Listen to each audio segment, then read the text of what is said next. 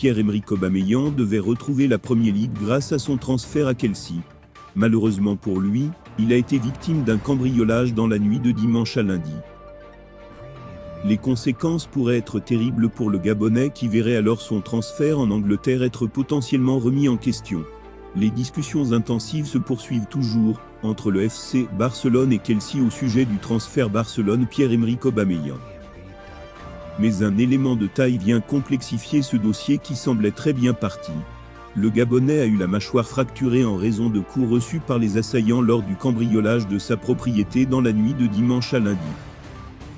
L'attaquant tentait de protéger sa famille et sa maison d'un vol violent quand il a subi cette blessure au visage.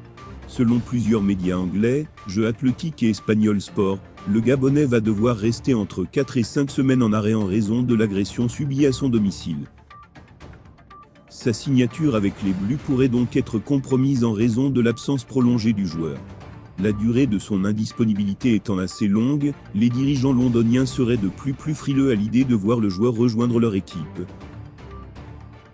La confirmation de cette blessure pourrait vraiment compliquer son arrivée à Londres, qui était en très bonne voie. L'idée de voir un joueur blessé rejoindre leur équipe, sans pouvoir jouer pendant environ un mois, ne les laisserait pas indifférents. Néanmoins, la durée de sa mise à pied est susceptible d'être légèrement différente, dans le cas où il subirait, ou non, une intervention chirurgicale. Cette option étant censée offrir un retour plus rapide, que d'attendre que la blessure guérisse naturellement. Revenons quelques mois en arrière, le 2 février 2022. Mis au placard par son équipe, Arsenal, le Gabonais trouve un point de chute inattendu. Il rejoint alors les Blaugrana. Mais l'idylle est déjà terminée entre le joueur de 33 ans et le club catalan.